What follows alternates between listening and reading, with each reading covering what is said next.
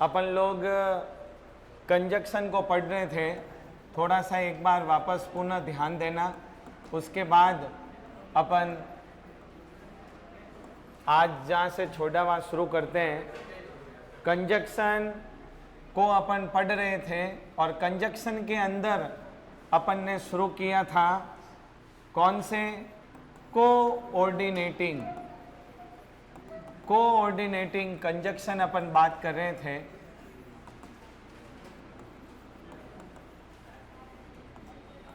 अब सुन लो, coordinating conjunction के अंदर अपन ने जो 21 कंजक्शन मैंने आपको बताए थे, जिसके माध्यम से कंपाउंड सेंटेंस बनता है, उसके अंदर मैंने आपको सबसे पहले कम्युलेटिव कंजक्शंस बताए आपको। उसके अंदर मैंने आपको नॉट ओनली, अच्छे से सुन लेना, रिवीजन करवा रहा हूं। नॉट ओनली बट आल्सो की अपन ने बात की। इसको समझते ही बोथ एंड का प्रयोग अपन इसके साथ ये फ्री। उसके बाद अपन ने एज वेल, एज साथ ही साथ, और इसके साथ ही एंड इसके साथ फ्री, ये चारों अपन ने कम्युलेटिव करने के बाद अपन फिर आगे बढ़े और दूसरा पैटर्न लिया था। कौन सा पैटर्न था दूसरा? बोलो। एडवर्सेटिव था। और इसके अंदर अपन ने 8 कंजक्शन की बात की। यट और बट की बात की। 2 वाक्यों के बीच में लगते हैं, इसके अंदर 2 वाक्य एक दूसरे का विरोध करते हैं। रिवीजन करवा रहा हूं। उसके बाद अपन ने वाइल की बात की। इसके बाद अपन ने वेयर एज की बात की। साथ ही अपन ने स्टिल की बात की, ओनली की बात की, और नेवरथलेस। यदि आपने ये नहीं लिखा हो नेवरथलेस, तो ये उसमें लिखाया हुआ है, इसकी अपन ने बात की। 3 और 3 6 1 7। और क्या था एक? हाउ ईवर। इन सब की अपन ने बात की। यट और बट, लेकिन, किंतु, परंतु, जबकि ये तभी प्रयोग होंगे जब एक वाक्य दूसरे का विरोध बताएगा। और इन सब का प्रयोग वाक्य के 2 वाक्यों के कहाँ होता है? बीच में। नेवरथलेस है, ओनली है, स्टिल है, हाउ ईवर है, ये सारे इनके आपको अर्थ लिखा दिए और अच्छे से आपको बता दिए। इसके बाद इल्यूटिव, ये ए है। इल्यूटिव कंजक्शन जो कि कारण और परिणाम को बताने वाले थे प्यारे विद्यार्थियों।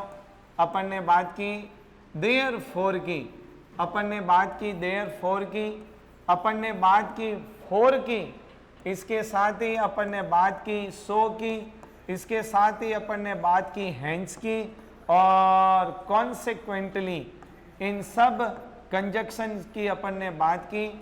देयरफॉर इसलिए, क्योंकि, और सो इस प्रकार, और हेंस अतएव, और कॉन्सिक्वेंटली निष्कर्ष। ये सारी बातें प्यारे विद्यार्थियों अपन लोगों ने अच्छे से की। ये सारे 2 वाक्यों के बीच में एक वाक्य होता है, क्या? एक्शन होता है प्यारे विद्यार्थियों, और दूसरा उसका क्या होता है? रिजल्ट होता है। लेकिन मैंने घर जाके वापस इस क्लास को देखा तो मैंने एक बार एक्शन लिखा, फिर मैंने रिजल्ट लिखा, और फिर रिजल्ट को काट के फिर मैंने एक्शन लिख दिया, क्योंकि कई बार लिखते समय क्या हो जाती है? गड़बड़। तो ये एक्शन है, कारण परिणाम। इसके अंदर क्या बताया जाता है? कारण परिणाम बताया जाता है प्यारे विद्यार्थियों। लिखते समय मैंने वापस एक्शन लिख दिया था। एक बार रिजल्ट लिखा, फिर काटा, फिर एक्शन लिख दिया, हो जाता है कई बार। तो एक एक्शन होता है, उसका रिजल्ट होता है, और ये वो हैं दो वाक्यों के बीच में आते हैं। अभी भी किसी के कोई माइंड में यदि कोई शिकायत है, इसीलिए रिवीजन करवा रहा हूं ताकि वो क्लियर हो जाए। इसके बाद अपन नंबर 4 जो बात की थी, वो अपन ने बात की थी अल्टरनेटिव। अल्टरनेटिव अपन ने ये बात की। अल्टरनेटिव के अंदर क्या होता है भाई? अल्टरनेटिव का मतलब होता है विकल्प। आपको विकल्प दो में से एक, मतलब इसके अंदर आपको चॉइस ऑफर की जाएगी। क्या ऑफर की जाती है? चॉइस। आपको विकल्प दिए जाएंगे दो। तो इसके अंदर अपन ने अच्छे से बात की किसकी? और की। और का मतलब होता है या अपन ने बात की अथवा। ठीक है। इसके बाद अपन ने बात की अल्स या अदरवाइज। इन दोनों का अपन ने अर्थ अलग लिखाया हो, लेकिन एक ही है। अन्यथा या ऐसा न हो कि, अपन ने ऐसा न हो कि लिखाया होगा, लेकिन अन्यथा कि ऐसा न हो, अदरवाइज के रूप में। और उसके बाद मैंने आपको अर्थ लिखाया था, नेक्स्ट लिखाया था नाइदर नोर और आइदर और। ये अपन ने अंतिम क्लास के अंदर इन कंजक्शंस की बात की थी। ये दोनों वाक्यों के बीच में आते हैं, ये कोऑर्डिनेटिव कंजक्शन है। मात्र इसके अंदर नाइदर नोर, इसका भी मैंने अंत में नोट लिखाया था, not only but also, both and के साथ ये दोनों फ्री, मतलब एक के साथ तीन फ्री। आपने अपने हिंदू त्योहार आते हैं तब बहुत सारे दुकानने वाले, जो दुकान वाले हैं, वो ऑफर निकालते हैं कि 3 चीज के साथ एक चीज फ्री। लेकिन अपन ने कंजक्शन के अंदर एक के साथ 3 फ्री दिए। कैसे? नॉट ओनली बट आल्सो का यदि आप एक प्रयोग करना आपको आ गया तो आप बोथ एंड का कर सकते हो, नाइदर नोर का कर सकते हो, आइदर और का कर सकते हो। तो अपने वाली स्कीम अच्छी है ना, एक के साथ 3 फ्री, 3 के साथ एक नहीं, एक के साथ 3 फ्री का मतलब इन चारों का एक ही नियम है। दो तरीके हैं, इसके भी सब्जेक्ट समान हो, सब्जेक्ट असमान हो। लेकिन आप कहो तो एक आध इनका उदाहरण दे दूं, यहाँ तक मैंने करवा दिया था। आज मैं नया लूंगा कंजक्शन के अंदर ही, लेकिन इनके आगे एक दो उदाहरण लिख दो चाहो तो। चलो, इनके नीचे एक दो उदाहरण लिख दो।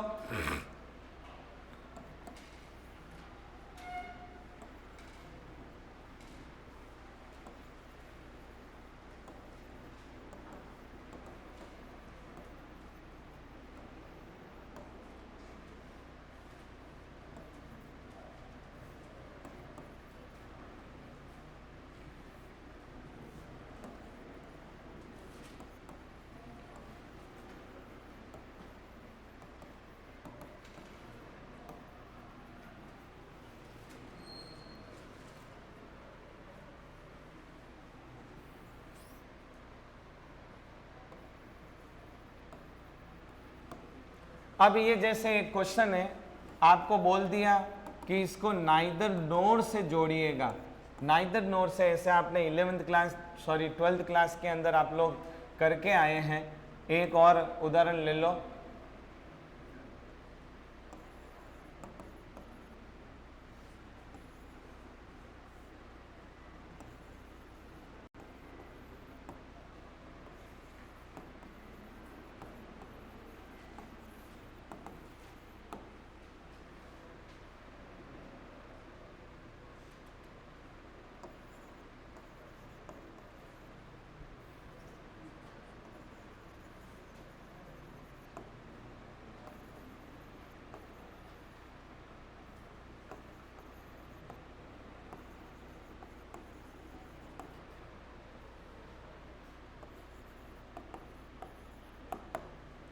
ये ऐसे यदि वाक्य हैं, आपको नाइदर नोर का प्रयोग करना है तो बस नाइदर नोर का मैंने इसीलिए बताया प्यारे विद्यार्थियों।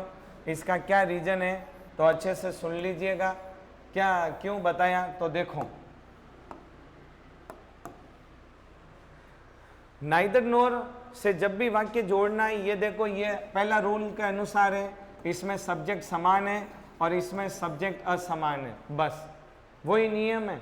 दो उदाहरण आपको दिए, नाइदर नोर का इसीलिए एक बार दे दिया, आइदर और का कोई दिक्कत नहीं है, नाइदर नोर का क्यों दिया वो सुन लो।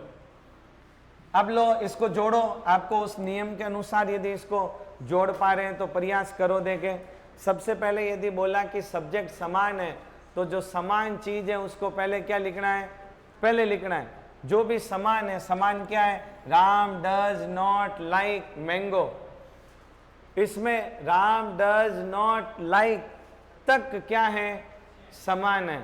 तो क्या अपन लिख सकते हैं पूरा? सुनो, लिखते हैं तो लपड़ा हो जाता है, इसलिए सुनना अच्छे से इसको। क्यों कि ये नॉट है, ये नॉट और नाइदर दोनों सेम है, दोनों क्या है, सेम है। तो अपन इस नॉट को अब हटाना पड़ेगा और इसको हटाएंगे तो ये एफर्मेटिव बनेगा। तो क्या होगा, राम लाइक्स, क्यों कि नॉट हटते ही डज हटेगा, क्योंकि ये एफर्मेटिव बन जाएगा। नॉट हटते ही डज का कोई लेना देना नहीं है।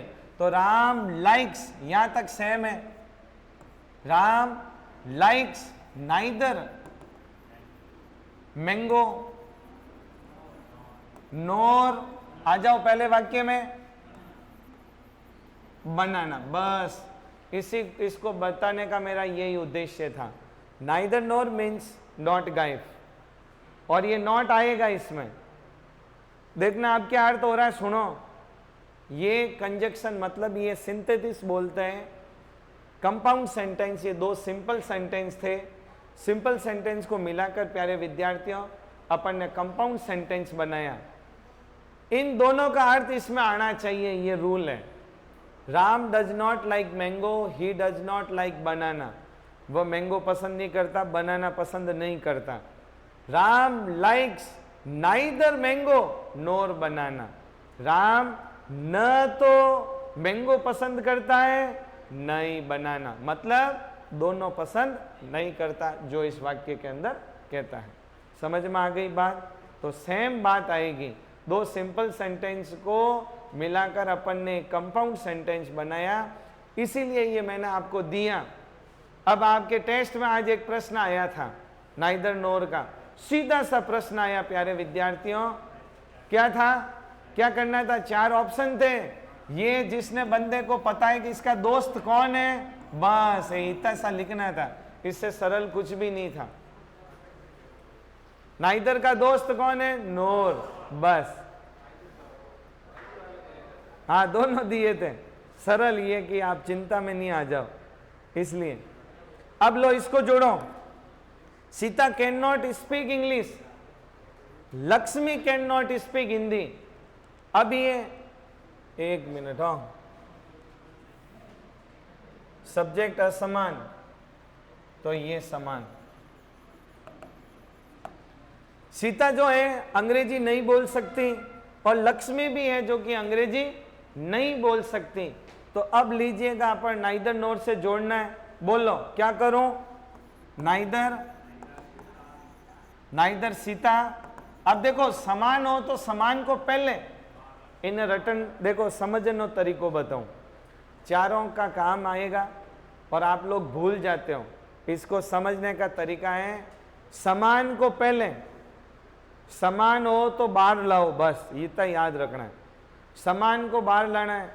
भाई अपन कहीं गांव जाते हैं तो सामान को बाहर लाते हैं, बस ऐसे याद रखना कि समान हो तो उसको बाहर लाओ, बस।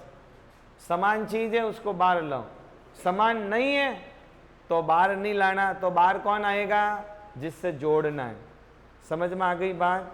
तो ये समान नहीं है दोनों, तो किससे क्या लाया मैं बाहर? बोलो, नाइदर लाया। क्या लाया? नाइदर, सीता, नोर, लक्ष्मी। चलो फिर नाइदर, सीता, नोर, लक्ष्मी। अब बोलो आगे क्या करूं? कैन नॉट लिखूं? नहीं,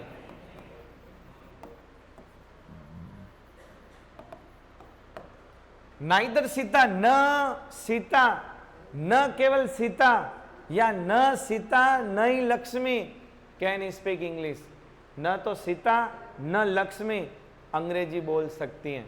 इनो मतलब कोई भी वाक्य रो सुनजो कि सीता भी अंग्रेजी नहीं बोल सकती, लक्ष्मी भी अंग्रेजी नहीं बोल सकती, दोनों को मिलाकर एक कंपाउंड बनाया। क्या अर्थ आ रहा है सुनो, नाइदर सीता, न तो सीता न लक्ष्मी अंग्रेजी बोल सकती हैं, न तो सीता न लक्ष्मी अंग्रेजी बोल सकती, मतलब दोनों अंग्रेजी नहीं बोल सकती। तो नाइदर नोर का मैंने प्यारे विद्यार्थियों इसीलिए आपको समझाया कि नॉट अंदर आएगा, कल ना आपको पता नहीं तो आप रिपीट कर दोगे, तो नॉट इसमें रिपीट नहीं होगा। तो ये अपन ने जो कंपाउंड सेंटेंस था उसका। अब सुनो, इसमें भी एक नोट लिख दो, क्रिया जो है, ये जो क्रिया है इसके अंदर भी सेकंड सब्जेक्ट के अनुसार भरी जाती है। इसमें सीता और लक्ष्मी दो है, लेकिन इस क्रिया का मालिक कौन है? लक्ष्मी। तो इसमें भी एक नोट लिख दो, नाइदर नोर और आइदर और में भी लिखो, फटाफट बोलू जैसे लिखो, नाइदर नोर और आइदर और में भी। समझ में आ गया प्यारे विद्यार्थियों? ये आगे बढ़ू, हाँ लिखो, नाइदर नोर और आइदर और में भी वर्ब द्वितीय सब्जेक्ट के अनुसार भरी जाती हैं। नाइदर नोर और आइदर और में भी क्रिया द्वितीय सब्जेक्ट के अनुसार भरी जाती हैं। तो अब अपन ये पहले कौन से कंजक्शन पढ़े? Coordinating conjunction. अब अपन कंजक्शन का एक दूसरा भाग है, उसका नाम है subordinating, subordinating conjunction.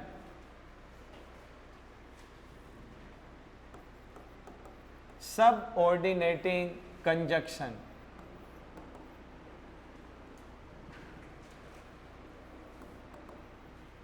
Subordinating conjunction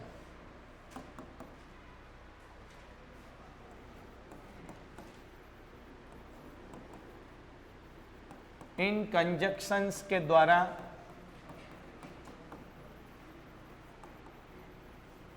complex sentence का निर्माण होता है।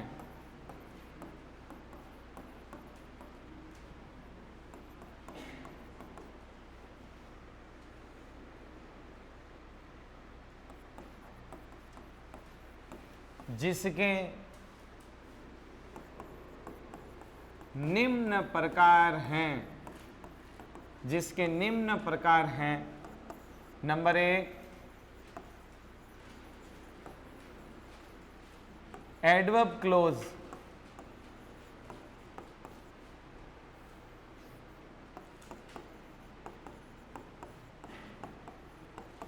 क्रिया विशेषण उपवाक्य,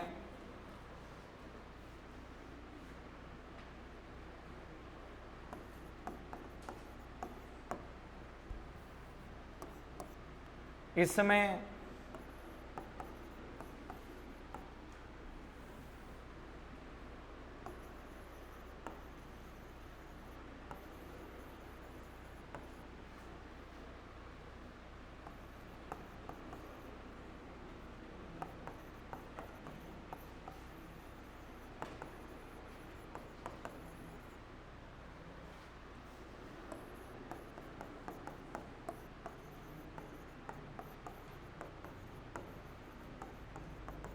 तो मैं सीधा देखो एक एक कंजक्शन न लेकर मैंने व्यवस्थित आपको बताया ये कहाँ से निकले हैं, क्या हैं।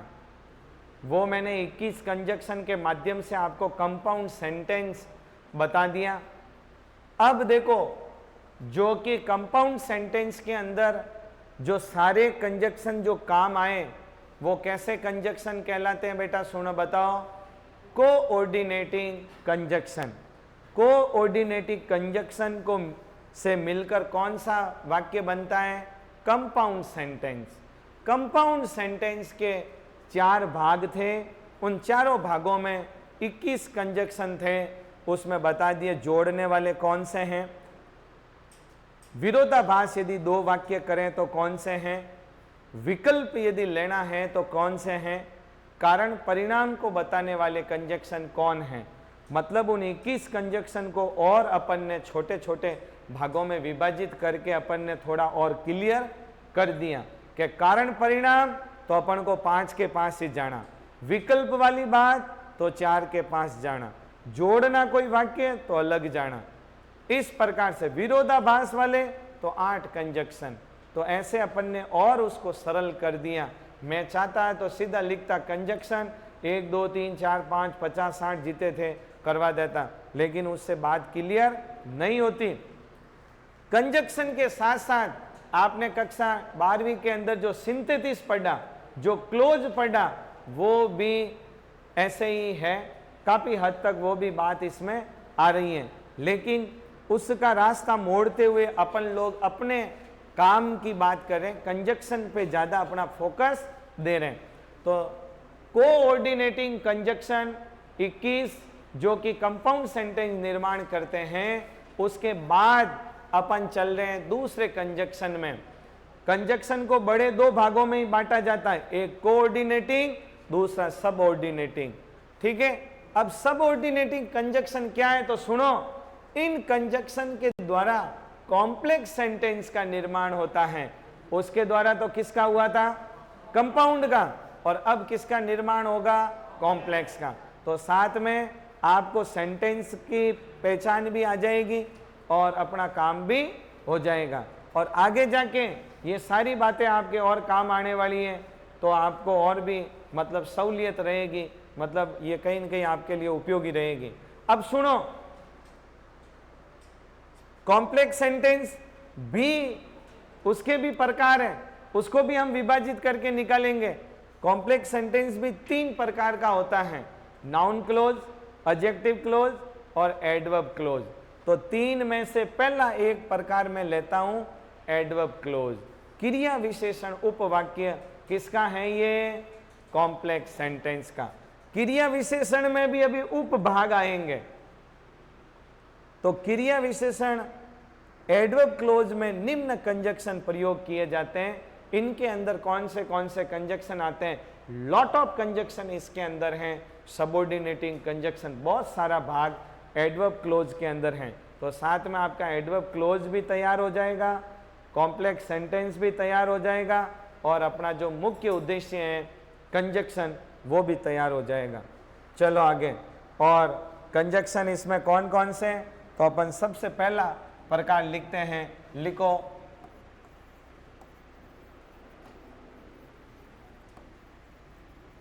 Adverb close of condition. ये आपने कक्षा 10 में पढ़ा, कक्षा 12 के अंदर पढ़ा। अब अपन वो कंजक्शन निकाल रहे हैं, adverb close of condition. Condition का मतलब कौन सा, शर्त वाले, शर्त वाले। तो इनमें कंडीशन मतलब शर्त बताने वाले,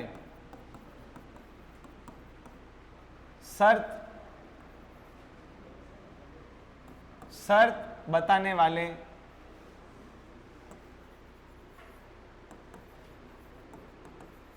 कंजक्शंस इस प्रकार हैं। बहुत सारी चीजें जो अभी पढ़ेंगे वो अपन ने पहले पढ़ ली, अब और आनंद आएगा पढ़ते समय।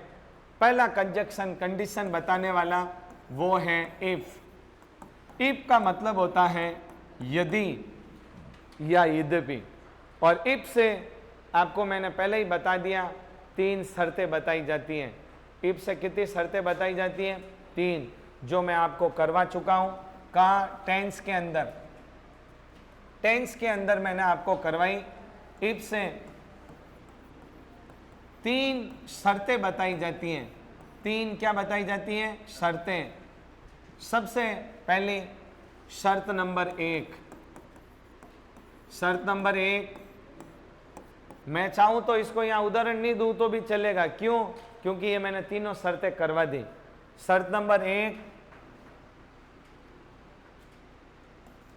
If plus subject plus main verb की फर्स्ट फॉर्म के साथ एस या ES plus object, comma subject plus will या सेल प्लस मेन वर्ब की फर्स्ट फॉर्म प्लस ऑब्जेक्ट, ये है शर्त नंबर 1 जो कि इफ से बताई जाती हैं। 2 वाक्य होते हैं, एक वाक्य किसका होगा, प्रेजेंट सिंपल का, और दूसरा वाक्य किसका होगा, फ्यूचर सिंपल का। किस में बता दिया, टेंस में।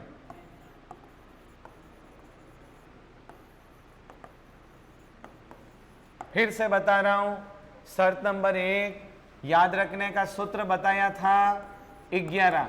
क्या बताया, 11 सूत्र है 11। 2 वाक्य साथ में आते हैं, एक वाक्य प्रेजेंट सिंपल का, दूसरा वाक्य फ्यूचर सिंपल का। तो इफ कंजक्शन से 3 शर्तें बताई जाती हैं। पहली शर्त, लो उदाहरण, अच्छे से लिखते रहो, समझते रहो, ये टेंस में करवाई हुई है। फिर भी आपको समझने में दिक्कत हो, घर जाके पुनः वीडियो को देखें, पुनः वीडियो को एक बार पुनः देखें, आपको लगे आराम से देखें, और आपको समझ में कोई चीज़ बाकी रह गई तो समझ में आ जाएगी। अब लो, ये लो उदाहरण, if he works hard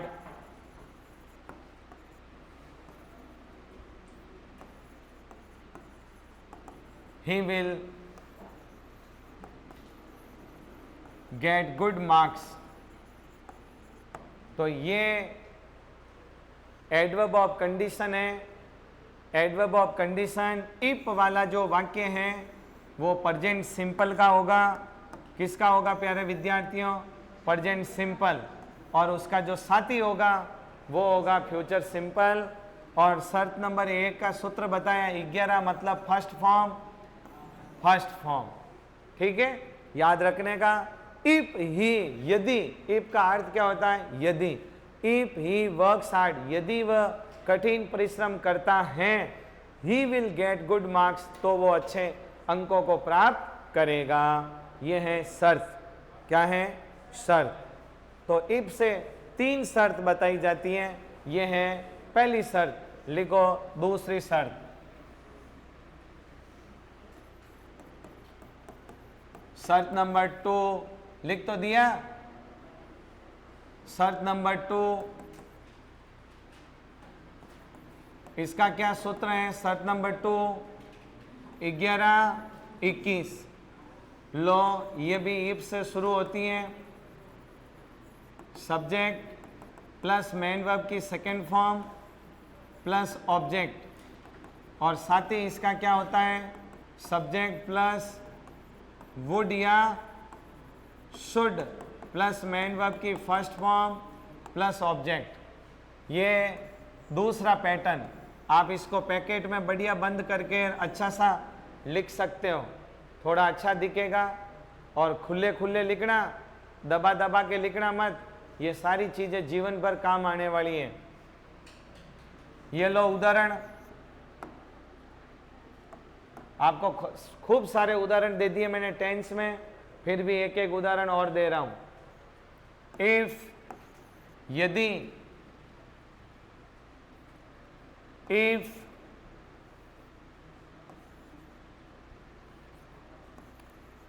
she had a car, she would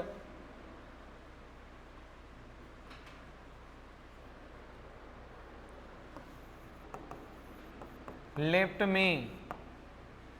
तो देख लो अच्छे से, सी हैड ए कार, यदि उसके पास कार होती, क्या उसके पास कार होती तो वो मुझे क्या करती, लिफ्ट देती। सूत्र क्या है, 21। कैसे, ये सेकंड फॉर्म, ये लो साहब फर्स्ट फॉर्म। शर्त नंबर 2, अब आपके परीक्षा में कैसे आएगा तो सुन लो, लिखो लिखो आराम से लिखो। ये ऐसा वाक्य दे दिया आपको और यहाँ पर खाली जगह छोड़ दी और आपको ऑप्शन दे दिए इफ, नंबर 2 बोथ, नंबर 3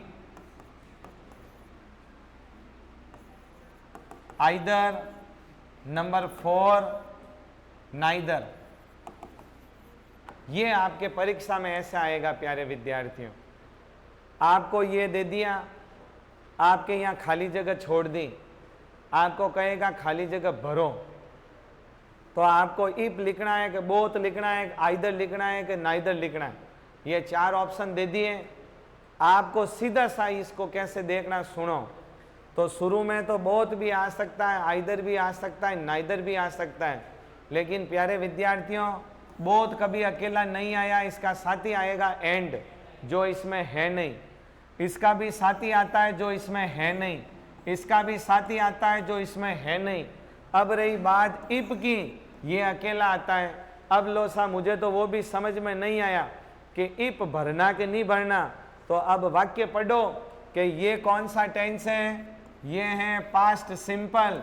ये कौन सा है रे, पास्ट सिंपल। और ये भी पास्ट टेंस ही है, ये भी क्या है, पास्ट टेंस या पास्ट सिंपल मान लो इसको भी, दोनों पास्ट ही हैं, या पास्ट टेंस लिख दो, पास्ट टेंस ही है। तो आपको क्या करना है, उस समय वाक्य को देखना है कि यार वो पास्ट सिंपल, इसके साथ वुड, मतलब ये कैसा वाक्य है, शर्तीला वाक्य है, और शर्त किससे शुरू होती है, बस ऐसे आपको उत्तर निकालना। ये भी हो गया, साथ में टेंस भी समझ में आ रहा है, तो सारी बातें हो रही हैं। चलो आगे, शर्त नंबर 3, नंबर 3, शर्त नंबर 3, शर्त नंबर 3 जिसका आपको सूत्र क्या दिया, 33, 11, 21, 33। ठीक है प्यारे विद्यार्थियों, पहले मैं नहीं लिखा तो लिख देना। काम 50-50 होता है होने की चांस, दूसरे में काम 100% नहीं होगा, तीसरे में किसी कारणवश काम नहीं होता है। 3 शर्तों हैं, ठीक है। तो इसका सूत्र लिखो, क्या है, ये भी इफ से प्रारंभ होती है। ये subject plus head plus main verb की कौन सी फॉर्म, थर्ड फॉर्म, प्लस साथ में क्या लगता है, ऑब्जेक्ट। और ये क्या है, सब्जेक्ट प्लस क्या है, वुड, या क्या लगता है, शुड, प्लस क्या लगता है, हैव, प्लस क्या लगता है, मेन वर्ब की थर्ड फॉर्म, फिर क्या लगता है, ऑब्जेक्ट। ये ऐसा पैटर्न है, ऐसा पैटर्न है। पैटर्न को देखकर कंजक्शन तय होता है बेटा, समझ गए। हर अपना अपना पैटर्न होता है, उसी हिसाब से आता है। ये लो भले बंद करो, पैकेट में बंद करो, बढ़िया सुंदर। मैं देखूंगा आपकी कॉपी एक दिन समय निकाल के, आप कैसा काम करते हो। लो ये उदाहरण लिखो, if Ram had gone to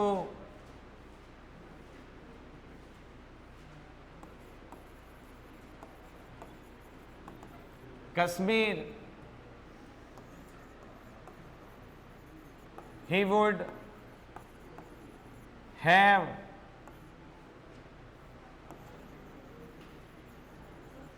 bought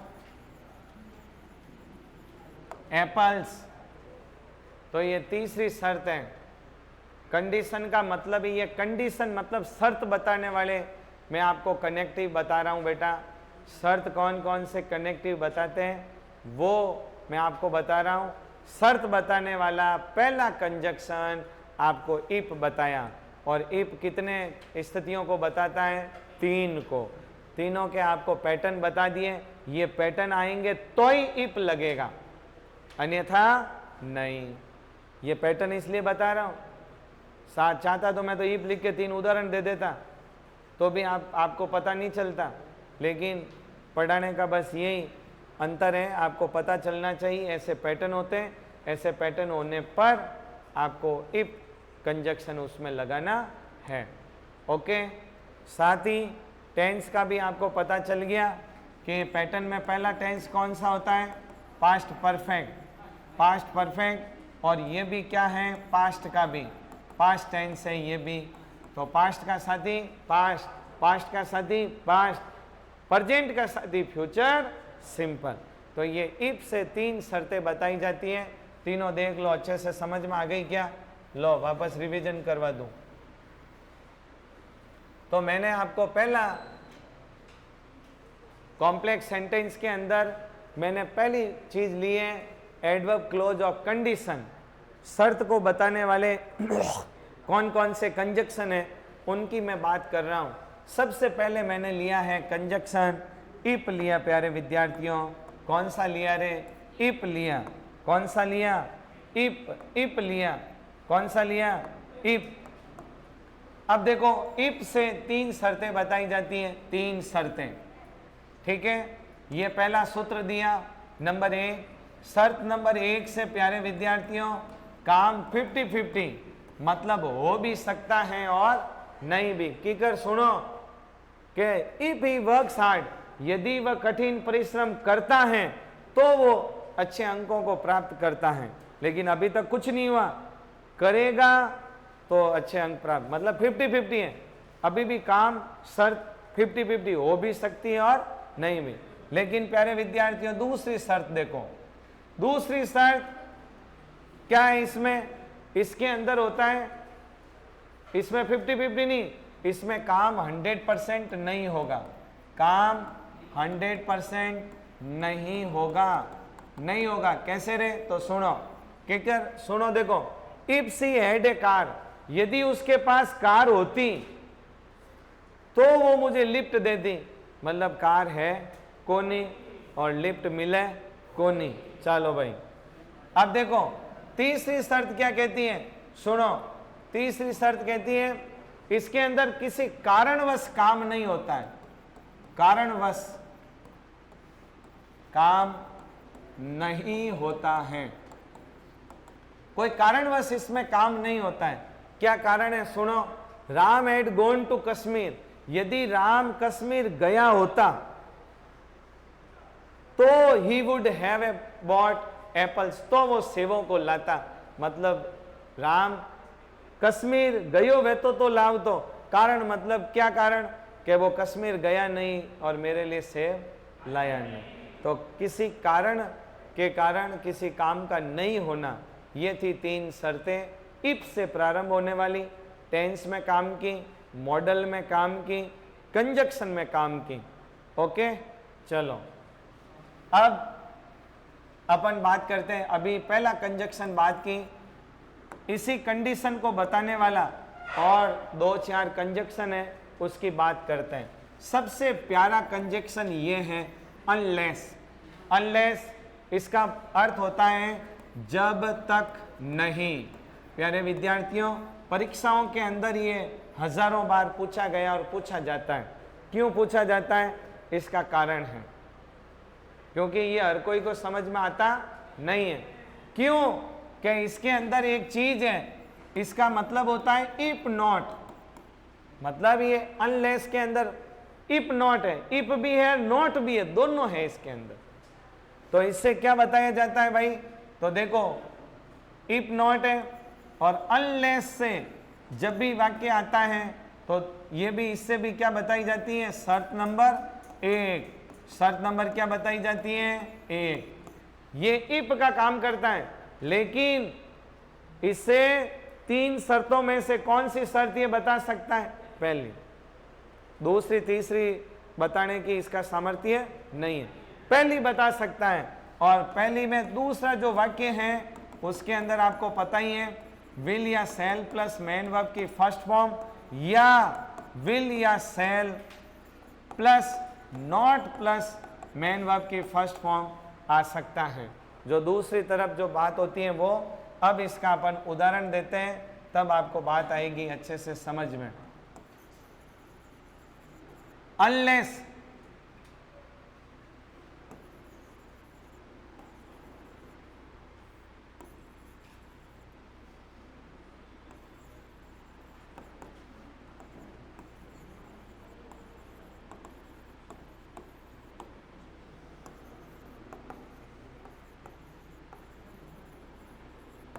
low, unless you run fast you will not win the race.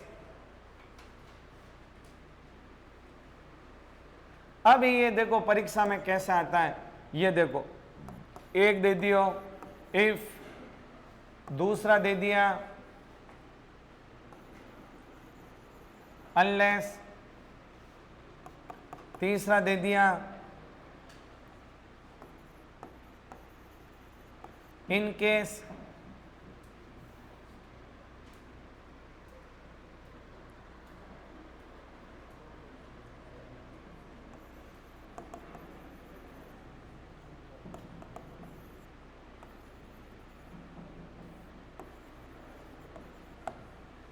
इसको अच्छे से बिल्कुल बढ़िया जरूरी है। देखो एरर निकालने का भी इसका प्रश्न परीक्षा में पूछा जाता है। एरर का कैसे प्रश्न आता है वो भी मैं आपको बता दूं कैसे आता है, तो ये लो लिखो कैसे आता है। अनलेस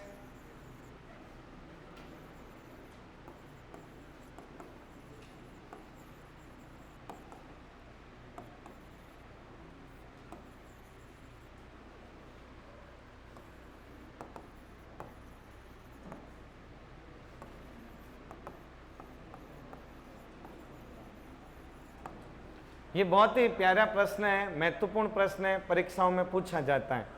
अब सुनो, एरर में भी और ब्लैंक में भी सुनो, ये हैं आपको 4 ऑप्शन दे दिए और आपको क्या भरना है खाली जगह में। आपको क्या करना है भाई, खाली जगह के अंदर आपको भरना है, खाली जगह भरनी है। यू रन फास्ट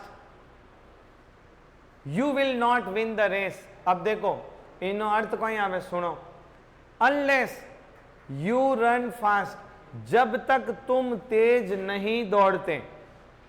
हाँ नॉट कटे दिखे मोइने, लेकिन फिर भी नॉट आ रही हो। अनलेस जब तक तुम तेज नहीं दौड़ते you will not win the race, तुम रेस को नहीं जीतोगे। मतलब दोनों में नहीं नहीं आ रही हो, लेकिन नॉट नहीं दिख रही हो, नहीं दिख रही हो। अण वास्ते देखो क्यों नहीं नॉट नजर आ रहा है, क्योंकि अनलेस के अंदर नॉट छुपा हुआ है। अनलेस का खुद का मतलब क्या है, इफ नॉट। समझ में आ गई बात। तो ये परीक्षा में देखो एरर में कैसे आता है, ये अनलेस दे दिया, यहां पर नॉट दे दिया, तो ये क्या है, रॉन्ग है।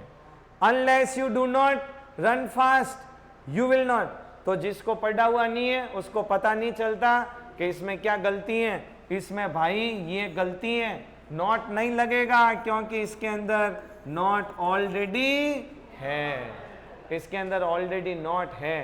तो एरर निकालने के लिए ऐसा प्रश्न परीक्षा में आता है। देखो अगले वाले में नॉट आ सकता है, अगले वाक्य में नॉट आ सकता है, इस खुद वाले वाक्य में नॉट नहीं आएगा। खुद वाले में नहीं, अगले में नॉट आ सकता है और नहीं भी आ सकता है, कोई जरूरी नहीं। बोलो समझ में आ गई अच्छी तरीका हूं बात।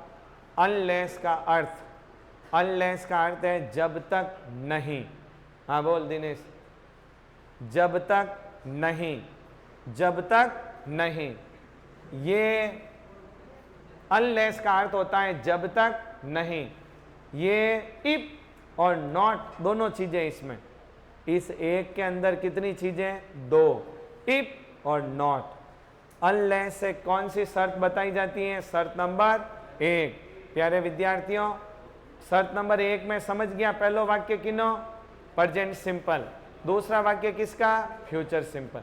तो मैंने ये सामने इसलिए लिखे फ्यूचर सिंपल के, नॉट आ भी सकता है नहीं भी, अपन वाक्य की जरूरत है तो, लेकिन पहले वाले वाक्य में नॉट नहीं आएगा। क्यों, क्योंकि इसमें स्वयं छुपा हुआ है क्या, नॉट। समझ में आ गई कि नहीं आई। चलो तो लो देखो ये और साथ में देखते जाओ।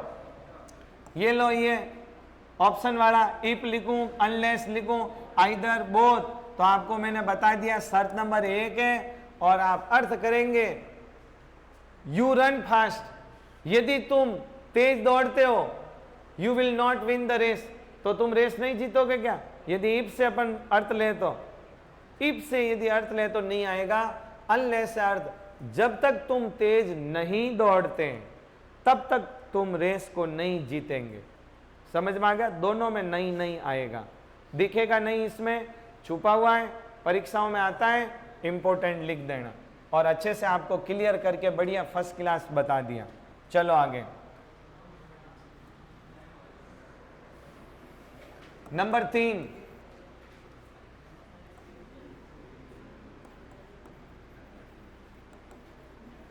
provided that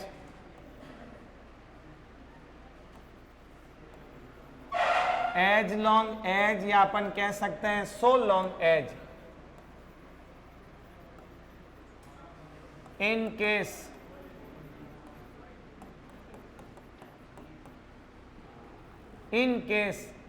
ये तीनों हैं, इन तीनों के आपको अर्थ लिखना है। इनसे अपन शर्त नंबर 1 और 2 दोनों बता सकते हैं। इनका क्या अर्थ होता है वो लिखो। प्रोवाइडेड का मतलब होता है बशर्ते, का मतलब होता है शर्त यह है कि,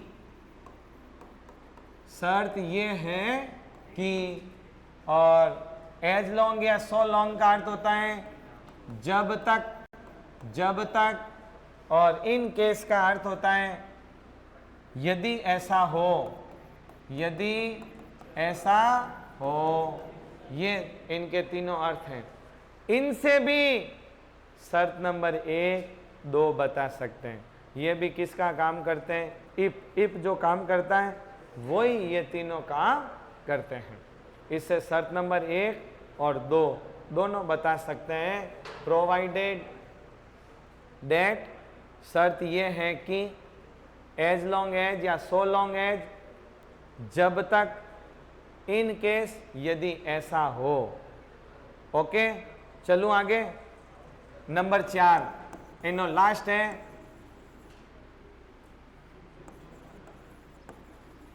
वेदर और, एक इसका कंडीशन बताने का।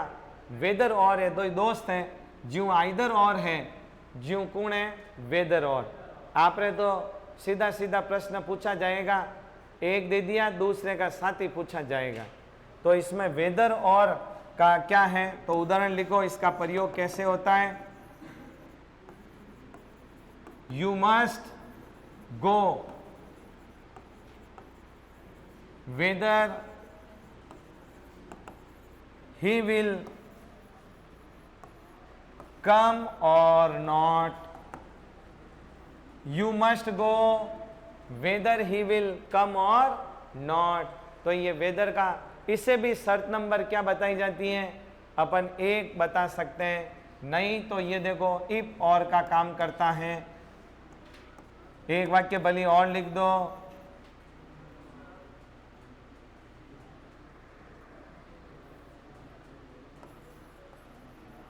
राम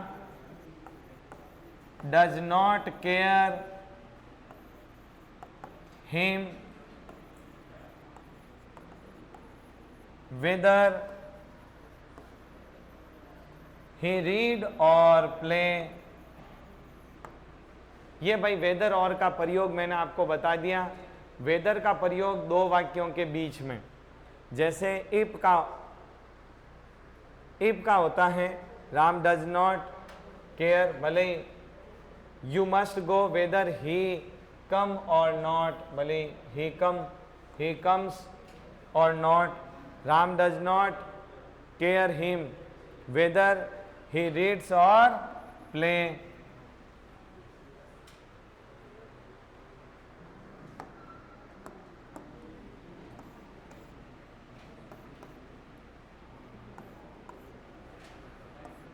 सुनो, ये भी एडवर्ब ऑफ कंडीशन। कंडीशन मतलब ये भी क्या बताता है, शर्त को।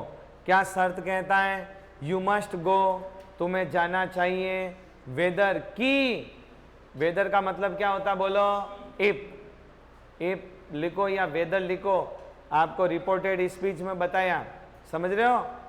You must go whether he come or not, तुम्हें जाना चाहिए, वह आए या नहीं। और का मतलब होता है दो में से एक विकल्प, तो ये दोनों साथी हैं।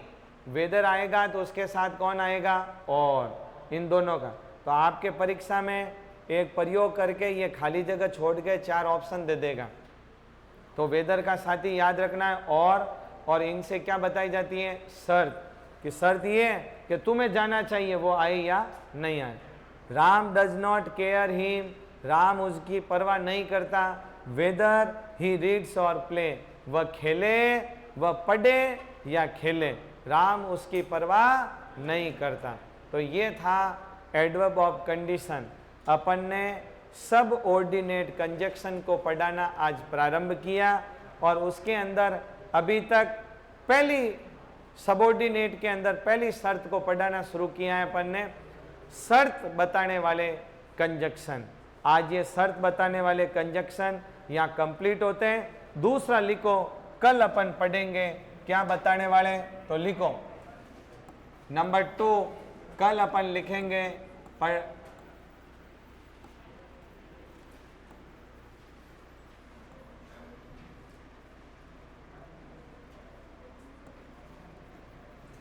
Adverb close of time.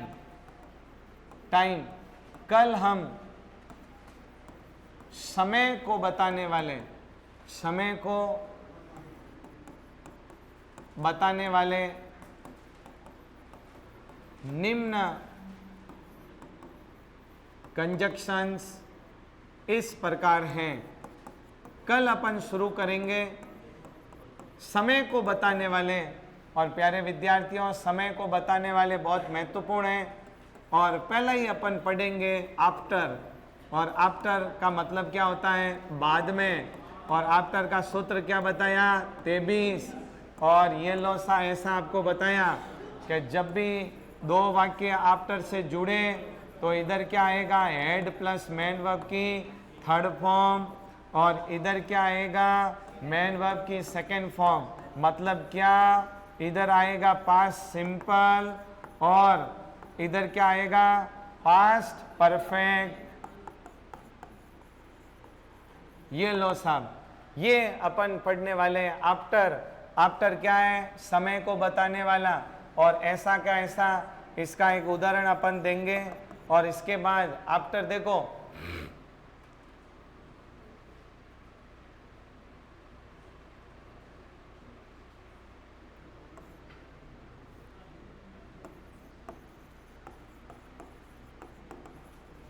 the patient died after the doctor had came, came,